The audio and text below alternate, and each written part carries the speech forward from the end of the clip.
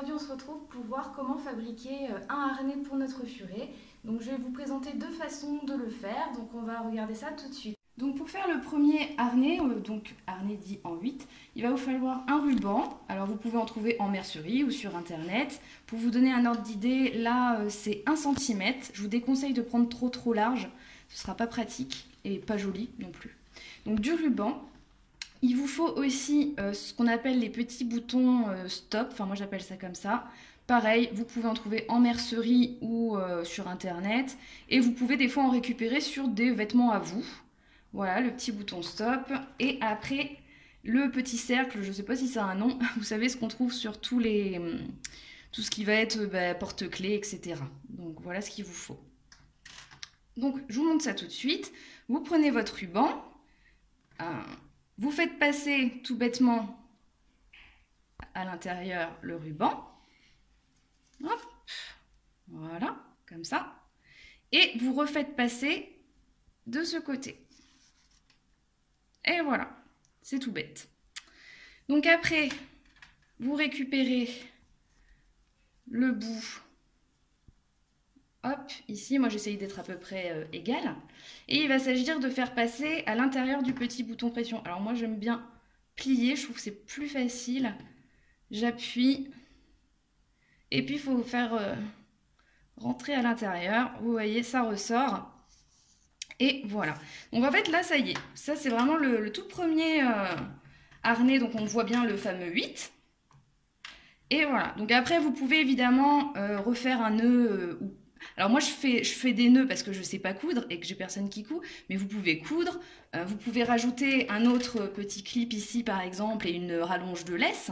Donc ça c'est vraiment au choix de chacun. De toute façon faudra mieux coudre ou faire un nœud ici pour que le bouton ne puisse pas sortir évidemment, pour la sécurité. Donc je vais vous montrer comment on le passe sur un furet. Donc pour le mettre à votre furet, vous faites en fait, vous avez le 8 ici, n'hésitez pas, moi j'ai pas fait le nœud, n'oubliez pas, hein. Hop, vous faites un cercle comme ça. Et donc, attention, on va s'amuser. Vous lui passez une première fois. Donc, faites en sorte que le rond soit dessous.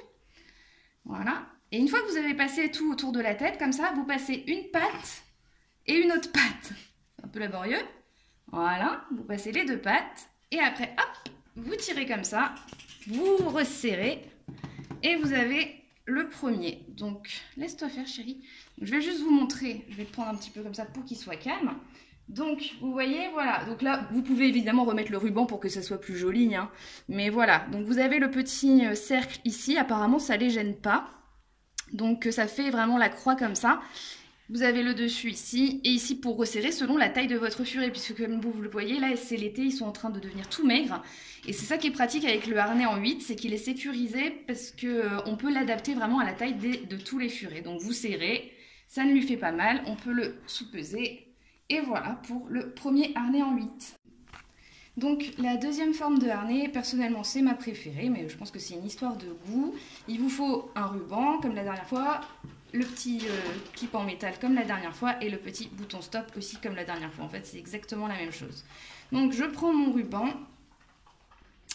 et je vais faire un nœud au bout. Alors moi je fais un nœud parce que comme je le disais je ne fais pas de couture, mais vous pouvez évidemment coudre. Bon moi je ne sais pas coudre donc je fais un nœud. Hop. Alors normalement là je pense qu'il faudrait faire plusieurs nœuds etc pour que ça soit solide. Là c'est vraiment juste pour vous montrer, donc je serre pas spécialement fort ni rien. Voilà. Mais il faudra que ça soit sécurisé au maximum. Donc voilà, on a notre nœud comme ça. Moi je prends pour que ça soit parfaitement on va dire avec le nœud de ce côté. Et après en fait je remonte ça ici.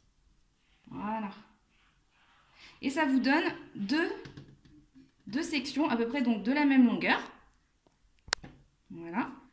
Et en fait, il s'agit, comme la dernière fois, de plier et de faire passer dans le bouton stop. Hop, hop, hop. Allez, vas-y, s'il te plaît. Voilà. Hop. Donc, voilà. Et après, évidemment, pour attacher, si vous voulez donc faire une rallonge de laisse, il s'agit de passer ça à l'intérieur. J'aurais pu le mettre avant, mais je sais pas, ça m'aurait perturbé, je pense. Donc, hop, voilà, je passe ça dans le tissu. Voilà, donc comme ça je peux l'attacher à autre chose et vous avez votre deuxième forme de harnais, donc que je préfère moi personnellement. Je vais l'enfiler pour, enfin l'enfiler pas moi, le furet pour vous montrer comment on le met. Donc je vous montre comment on l'enfile celui-ci, c'est encore plus simple je trouve. Vous prenez les deux ronds, vous les enfilez sur le corps du furet, enfin par la tête, hop hop hop. Voilà, vous faites passer tout et vous en reprenez un, celui du dessus, et vous le faites juste passer. Il vient de manger le pauvre. Et vous le faites passer juste au-dessus des épaules. Vous prenez comme ça et hop, vous resserrez. Et voilà pour la deuxième forme. Alors, attendez, ça s'est pas bien passé. Il manquait. C'est bon? C'est bon, c'est bon. Donc, hop, vous soupesez un petit peu et vous tirez. Donc, comment ça donne? Hop, voilà. Donc là, vous avez ici et ici. Donc, ça fait pas la croix comme ça. Donc, je sais pas. Moi, je trouve que c'est plus... Je me dis que la croix en métal, ça peut un peu... Enfin, le rond, peut-être ça leur fait mal, mais peut-être ça tire plus comme ça. Ça, c'est vraiment à voir. Et sinon, donc voilà. Vous avez exactement la même chose et vous pouvez rajouter une laisse derrière. Donc je voulais juste vous montrer là celui que j'ai fait pour Pixie où je me suis un peu plus appliquée pour vous dire que voilà, il suffit d'un petit peu d'imagination et puis de prendre un peu plus de temps. Donc pour Pixie, ce que j'ai fait, j'ai gardé la même technique que celui que je viens de vous montrer, sauf que je voulais garder de la longueur. Donc j'ai utilisé deux rubans différents. J'ai fait des petits nœuds. Alors ils sont doublés cette fois-ci, hein, mais donc des nœuds ici pour que ça soit plus joli quand même, parce que je sais pas coudre. Vous avez le petit cercle, là j'ai refait un nœud ici pour après avoir une certaine longueur. Hop, voilà, et ça lui fait donc une laisse entière. Donc je trouve que c'est plutôt joli. Ça vous coûte pas grand chose parce que les rubans, vous pouvez en acheter des lots, ça coûte pas grand chose. Ça on peut en retrouver chez soi, ça aussi.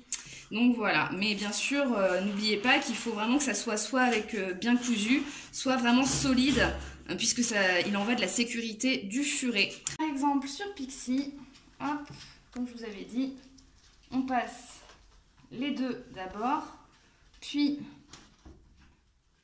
hop, un qui remonte sur le cou et l'autre ici, et zoup, on serre.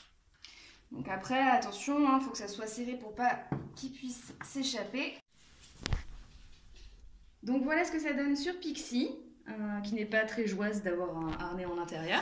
Mais bon, voilà, c'est sécurisé. N'oubliez pas que c'est très important que ça soit sécurisé, que vous fassiez des nœuds ou de la couture. Et n'oubliez pas qu'il faut que votre furet ait ses vaccins de carré à jour pour pouvoir se balader. Allez, salut tout le monde!